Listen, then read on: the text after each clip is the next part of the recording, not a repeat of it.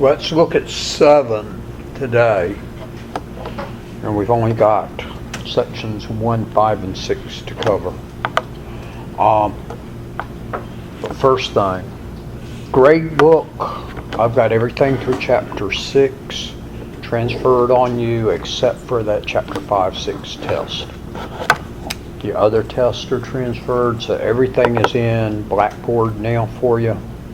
And so it's showing where your grade is standing at this point. Okay? Now, that is a growing number. So it's not an average of all the things that you have done, but it's a number of, if you don't do anything else, that's what your final average is. There's a number of y'all have not done very much work in here.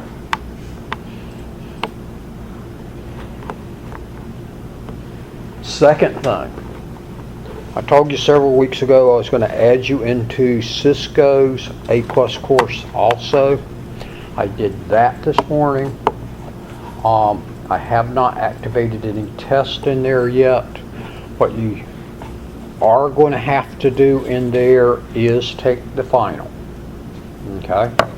I'm going to activate all the tests for you so you can go through and use their test to do on. You can study their material, which is a little bit different than test out material, but it's covering the same stuff, preparing students for A+. So everybody follow on that? So I'm making those materials there for you.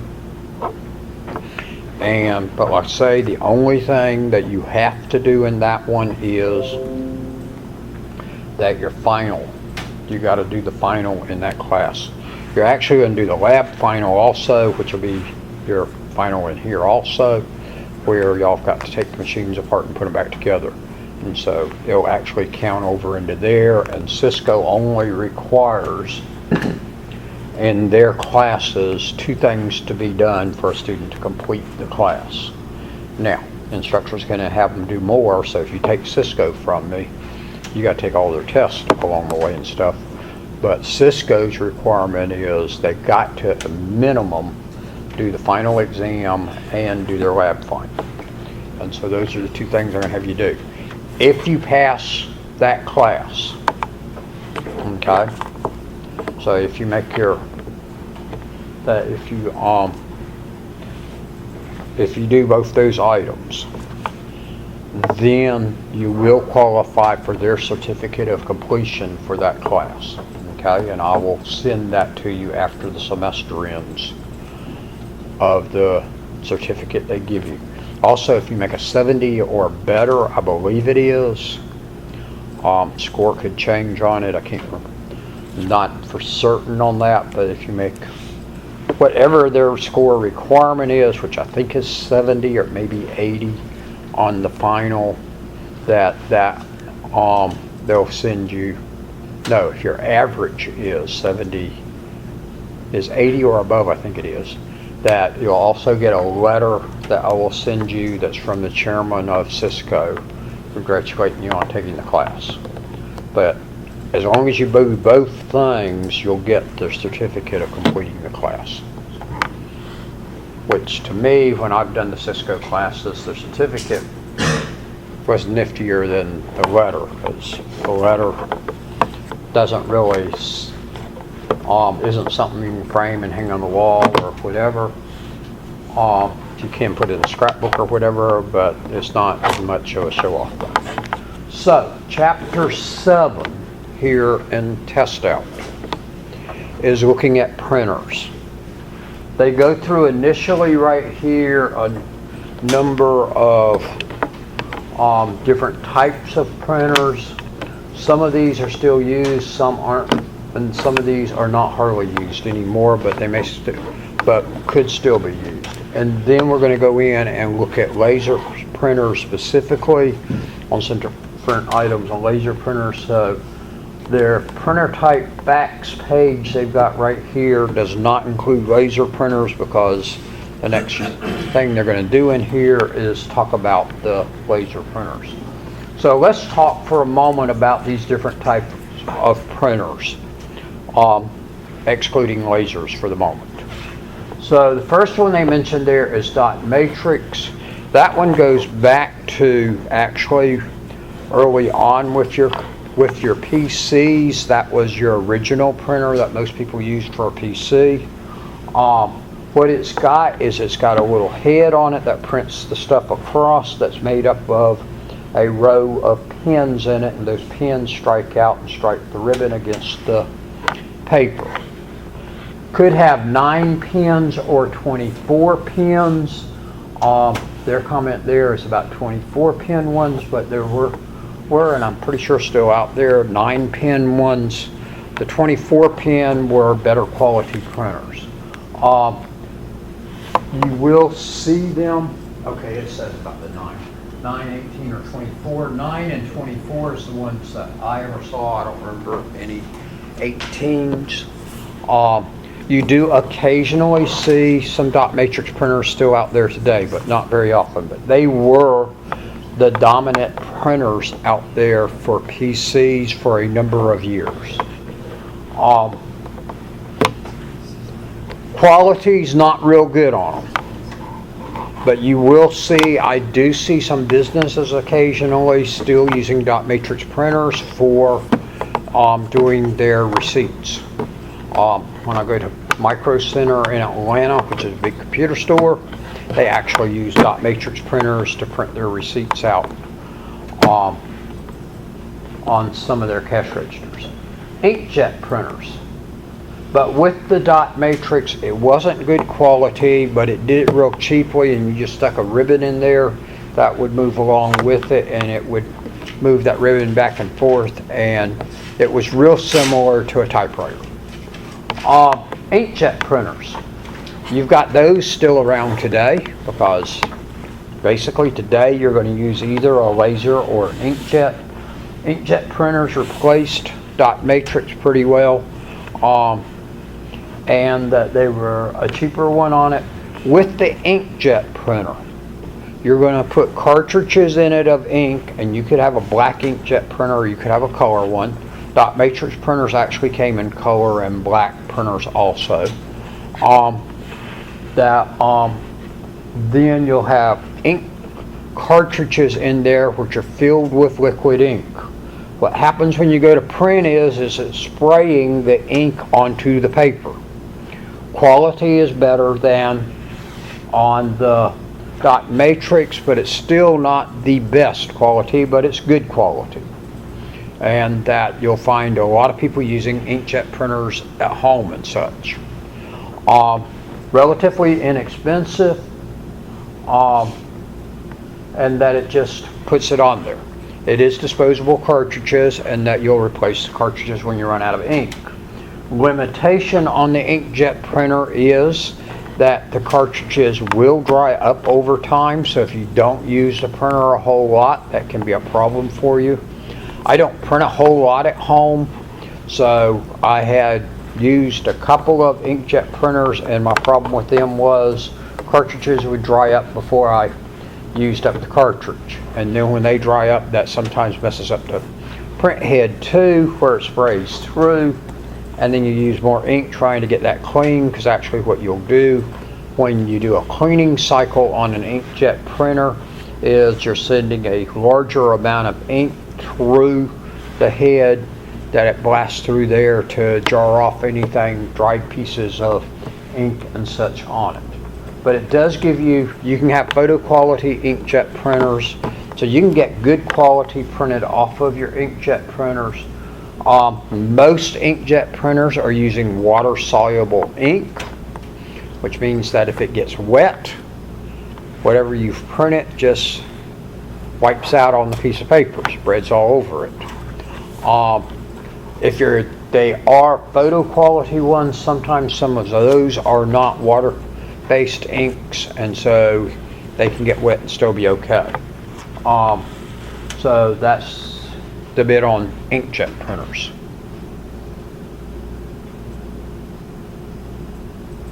The next couple of 3 printers here are specialized printers that you're not going to, well, the third one you'll see some, but these next 2 you're not going to very often ever encounter them, but they mention them here.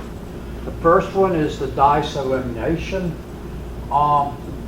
printer, and what it does is it's got solid ink, and that the print head's heated up, runs across the ink, and causes it to put the ink out onto the paper.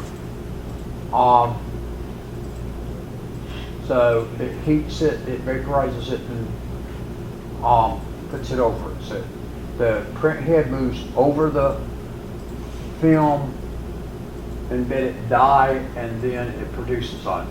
It produces photo quality images, and so you will see those sometimes in some places that are doing things that they need photo quality at a high cost. The second one is solid ink, and it melts the ink onto the print head, which then spreads it onto the paper.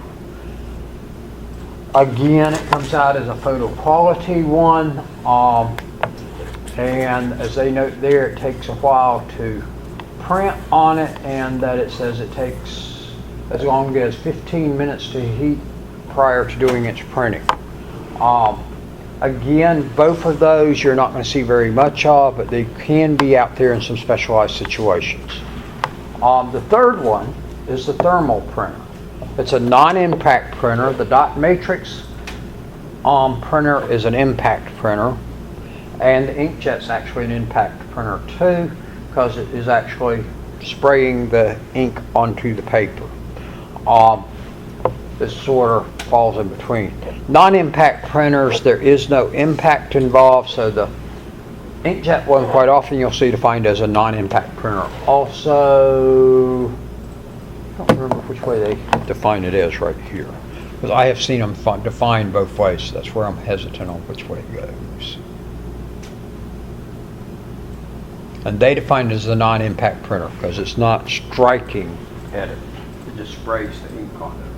Thermal printer, what it does is it heats the print head also. And what it does is that it's heating the paper, and the paper is specialized paper that's subject to heat, and when heat's applied to it, it then makes the characters appear on it. When you get receipts from some cash registers, they have used thermal printers in a lot of the cash register for print receipts. And think about it, when you leave the receipt laying out in the car on the seat, or it lays out somewhere where the sun shines on it, a lot of those receipts proceed to start all getting totally dark, and you can't read the whole receipt anymore, and that what's printed on the receipt goes away from you. That's because it is a thermal printer, and that by heat being applied to that piece of paper causes the characters to appear, but heat continuing to be applied to it overall makes the whole paper turn dark on it. So it's not a good quality print, but it is cheap, other than it does use a specialized paper to do it. And like they make a comment here, that many cash registers use this type of printer for creating receipts. It is non-impact, so it is quiet, and that's one of the advantages of it. And it doesn't require a ribbon or anything put in there, just a roll of paper put in on it, and it just applies heat to that paper and the images appear. So everybody follow on the thermal printer? And so I say, y'all have all handled stuff from a thermal printer. You've also seen inkjet printers. Some of you probably have an inkjet printer. The dot matrix printer you may or may not have or seen or whatever, but they were the historical one on it, and they are still out there, I say. So now let's look at laser printers. So with the laser printer,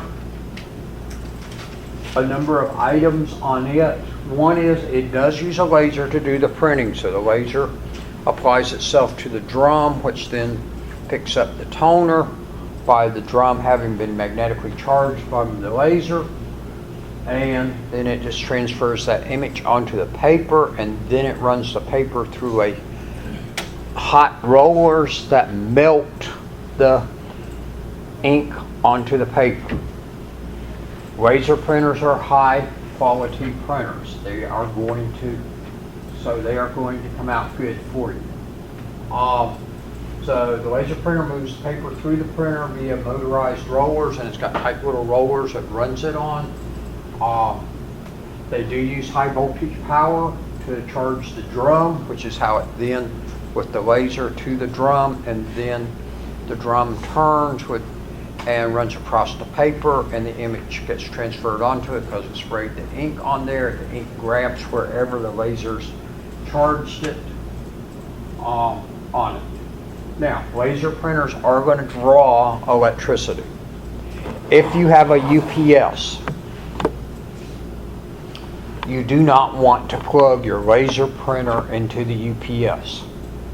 Okay, your universal power supply, your battery backup for your computer, because a laser printer will regularly draw a large amount of electricity to keep that drum warm and to keep the laser set up. And it will kill your battery real quick. Okay, so you don't want to plug your laser printer into the charged outlets on a UPS. Now you can put it in where you usually have on a UPS. You got some outlets that are running on battery charge, and then you got some that are just filtered electricity. The ones that are just filtering the electricity, that's where you want to plug the laser printer into. The laser printer does have a motherboard inside of it, and that it's going to sit there and put the picture together or whatever you're printing together for it.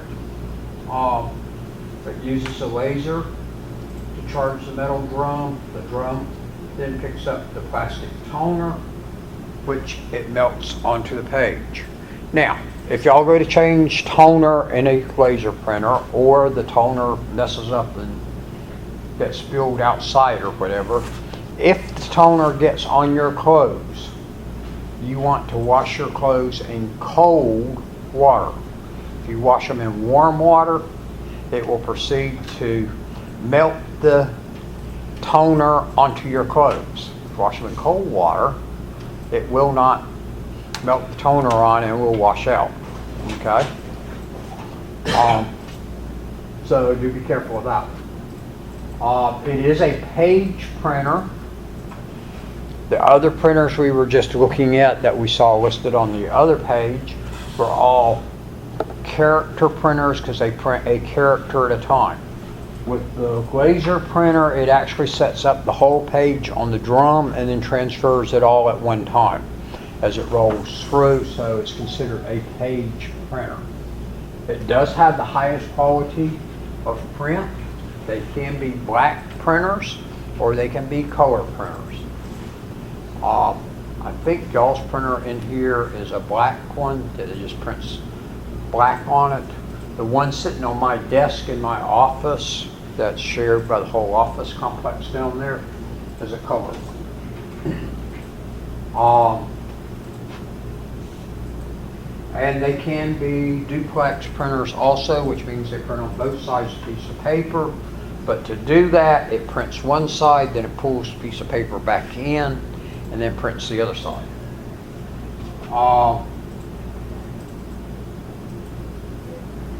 It says here that transfer belts used on some high-end laser printers. I really haven't seen one with that part on it. Down at the bottom of this page, it goes through the 5 steps. Should be 5. No, it's no more than 5. 2, 4, 6. The 7 steps of printing on a laser printer. Be aware of these. I see them pop up on different type tests and certification tests. First one is cleaning. What it does is it goes through the drum and pulls the charge off of it and pulls any remaining ink on it off of it. And you will actually have a little cloth piece, cottony piece that will wipe across there and picks up the ink off of there. And that when you change your toner in a laser printer, most of the time they have you also change this little piece of cloth that has cotton, a cotton thing that's a plastic piece that's there, but it's got cotton sticking out on it, and it wipes the drum clean each time. Second one is processing. So it will clean the drum to begin with, then it processes. It receives the document from the computer and converts it into a bitmap image so that it's ready to be printed on this printer.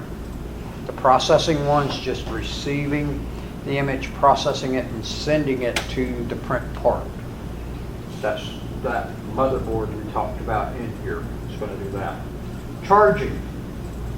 The Corona, which is the big piece in there that will put charges on there, it will actually put a negative charge onto the drum at that point so that it's ready to receive any charges at it. That Corona can be wires or rollers. On most printers, it is a little wire. You want to be careful when you change the toner in a laser printer that you don't break that Corona wire. Charging. So that was charging. Exposing. A laser beam proceeds to put a charge on the surface of the drum in the image of the image we want printed. So it puts it onto the drum, what it is we want printed onto the piece of paper. So it will charge the drum looking like how we want the paper, such as backwards on it. Exposing. The laser beam changes the charge in the pattern of the page's image. So charging and it, so that's exposing. Keep trying to go back to charging, sorry. Developing is when a developing roller, another roller rolls against that big drum and applies the toner to the drum. So at that point, the drum turns, goes past the toner, and the toner is drawn in on a magnetic charge to all of those locations. And the toner is just little tiny pieces of plastic, actually. Developing is when it applies the toner to the drum, so does that. Now you keep jumping on these for some reason. Transfer then moves the paper by the drum, and it puts the toner onto the paper. Now, warning, if you get a paper jam in a laser printer, this is a time when it's going to occur. If you pull that paper out of the printer, be careful. The paper has not been through the fusing step, the last step, and at that point the toner is stuck to the paper, but it has not been melted onto the paper. The toner will fall off of the paper and get on you or get on your clothes. Does everybody follow on that? Because it's just magnetically held there at that moment, so when you run your hand across it, your fingers will all turn black from it. Okay?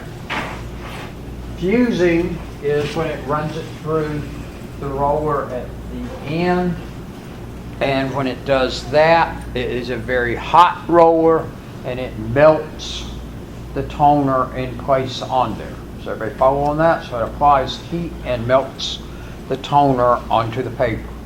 Now, that means that if you print it with a laser printer, you don't have to worry about water getting on your stuff.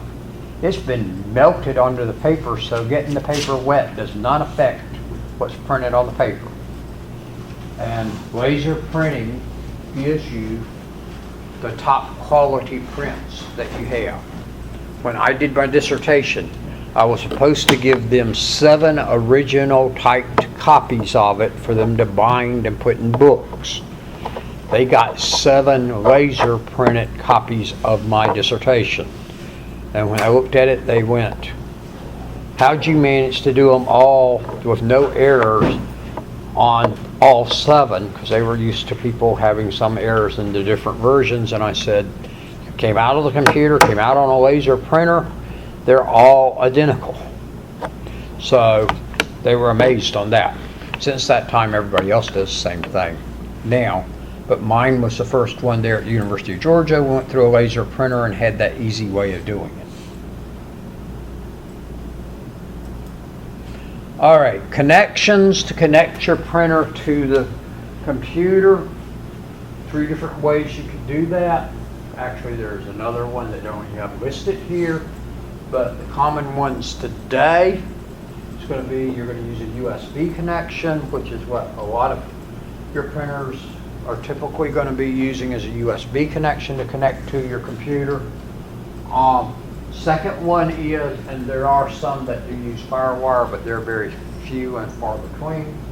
Second one is wireless, and your printer could actually be set up to either work with USB or wireless, and that you could do it through your wireless network to connect to it. And so you're using a wireless connection on it. Could be using Bluetooth, or it could be using standard wireless standards to do it. And the third one is, it could be a network connection on it, which is what that printer back there is using. It's not just a wireless connection across to it, but it's actually as another device on our network. If you did it just a wireless like they got in the second one, it's not as a separate network device out there, but it's just being connected from your computer. So you could use any of those. The other one is, it could use a parallel port connection, which was the older way of doing it, but your newer machines no longer have parallel ports on them, because your printers are all using USB now instead of the parallel port. The parallel port was a larger plug that was on the back of your PCs, and those PCs that you're taking apart in the back of the room may well have parallel ports on them.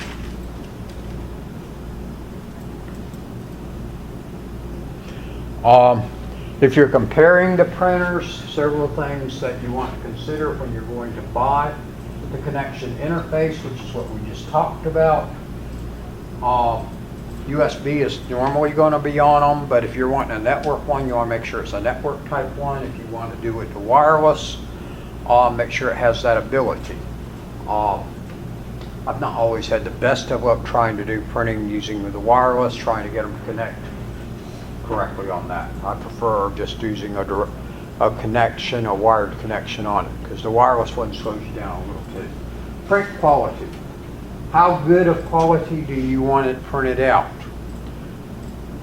Can it be a cheaper quality where it's not as good of print on it, or do you want photo quality where it looks just like you got pictures printed by some photo place?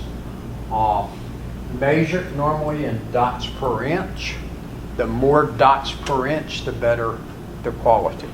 Is everybody following that? Print speed. How fast does it print? It's normally measured in pages per minute.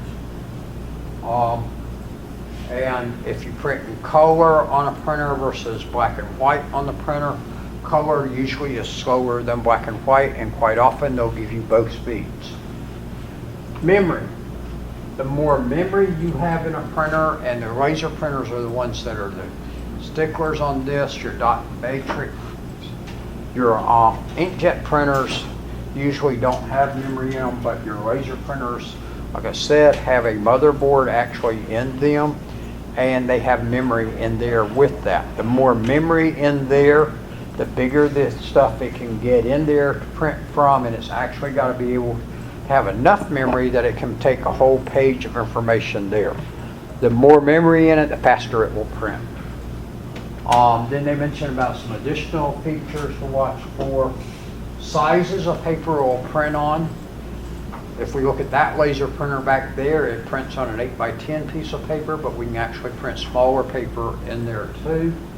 So if you want to look at your printers to see what sizes of paper they will print on.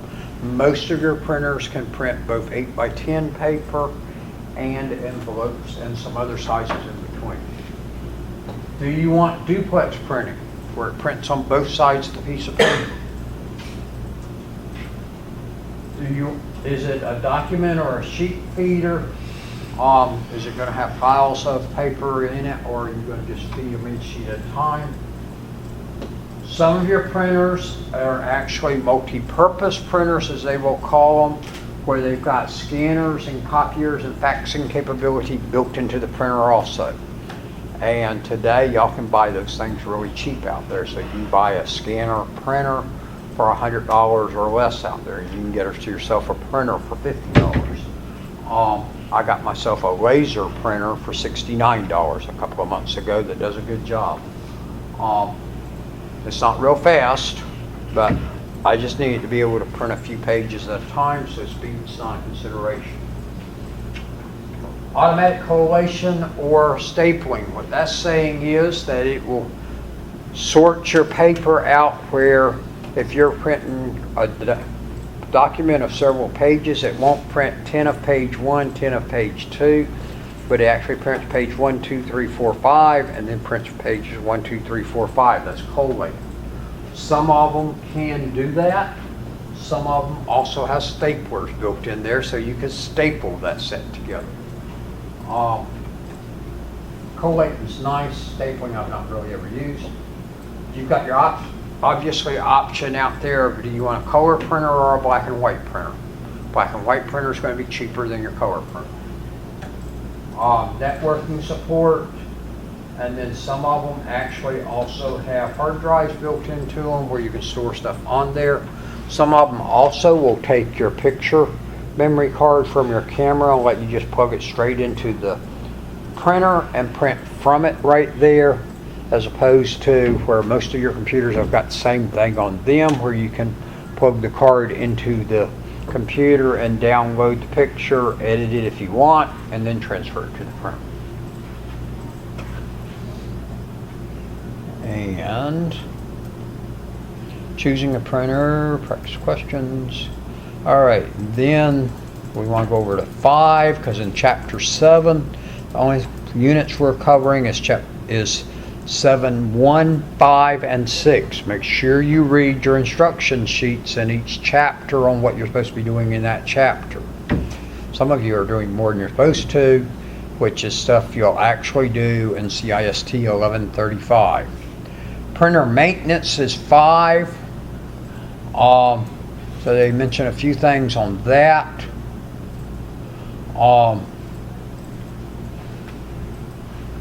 So printer preventative maintenance, one is the environment you have it in, but they suggest you keep it in an area with minimal amounts of dust or other debris will help keep the printer to run smoothly, because it will pick up dust in it and stuff, and the dirt getting in it can be a problem.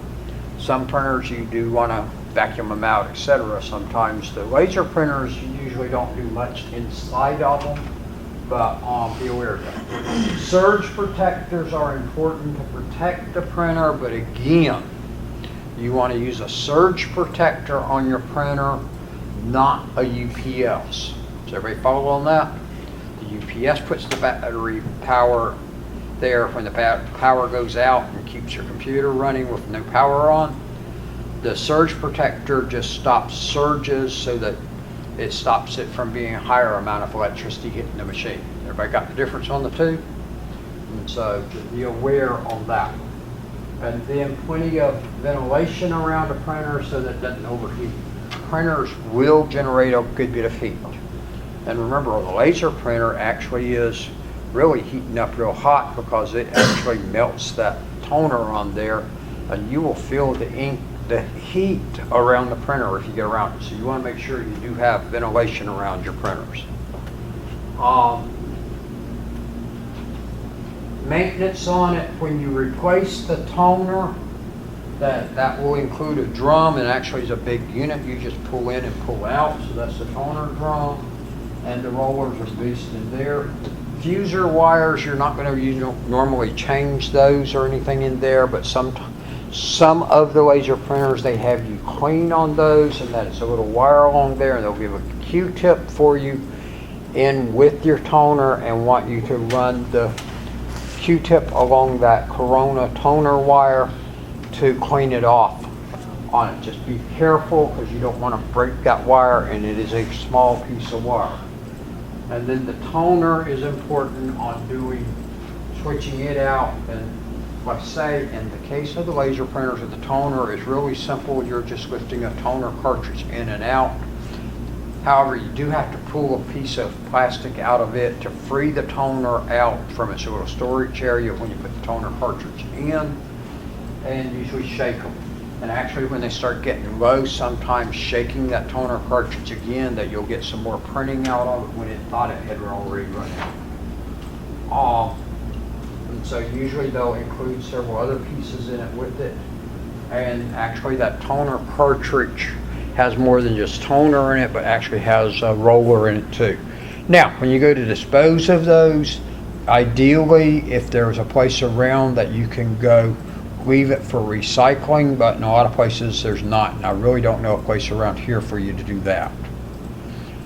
Troubleshooting, they go through just a few little items right here.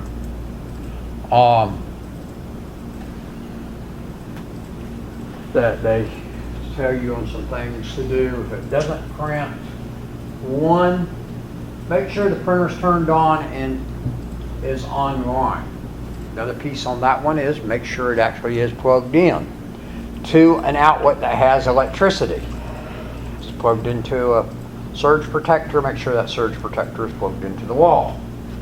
But make sure it is turned on. That you'd be amazed how often people try to print to printers that are not turned on and don't understand why it doesn't print. Printer could be paused as it's warming and as it's building this page of image, and that laser printers will typically do that on you. The inkjet printers will also sometimes have to be waiting for the signal to come from the PC of what it wants to print. Network printers, make sure it is the right settings on it for the network. So make sure you do have the right network address in it, etc.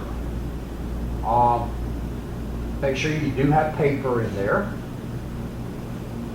and that on some printers you got to choose what type of paper it is. So if you're using 8.5 by 11, that's one thing. 8.5 by 13, you got to tell it the difference on it. Watch for paper jams. Now, when you go to undo the paper jam, just be careful that you don't hurt something in the process of pulling the paper out. But there are several panels that will open on the printer, and you can get down into it and see if the paper is stuck up in there. Make sure you do have enough ink and toner in it. If you haven't run out of ink and toner, is why it's not printing.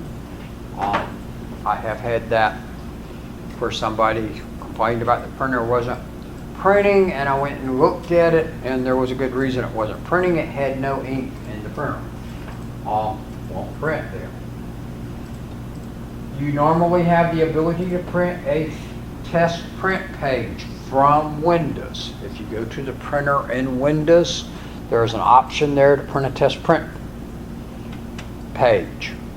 Try that one and see if it works. That will tell you you're actually getting something from the computer. The question then is, why is the computer not sending the page to the printer?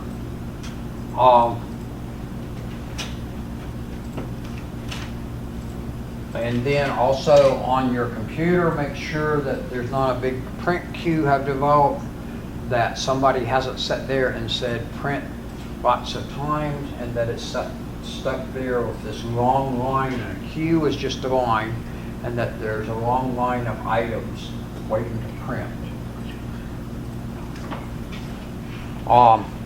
If the quality is poor that it's printing, they make the comment, check your ribbon, your ink, and your toner levels. Dot matrix printers used ribbons, inkjet printers used ink cartridges, and laser printers use toner. Make sure you do have ink in there in whichever format.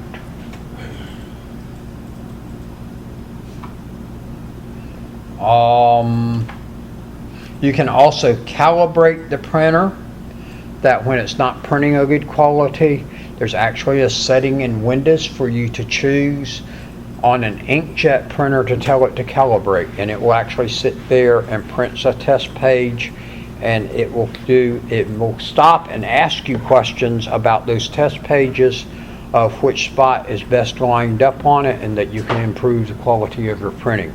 So you can do that on calibrating it.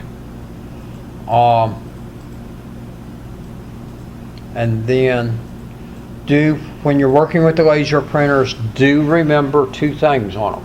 One is they do produce a lot of heat in there on some of the rollers, and if you're not careful, just reaching around in them, you can burn your hand. So be careful on that. Second is, it is using a laser in it. So you want to be careful on taking them apart, that there is a laser in there that can shine on you, and if you shine it at your eye, not do you any good, harm your eye and stuff. Likewise, where y'all got your mouse, you don't want to point that red light pointing at your eye either, because in a lot of cases those are actually lasers. Laser printers can catch fire from all of that heat produced also.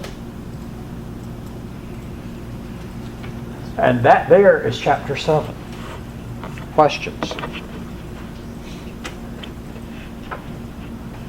Next we've got chapter 8, and there's just a little bit on it, and then chapter 10 we've got 1 unit on it, so we've got those. We'll do that next week, and then the last week you've all got to put your machines together.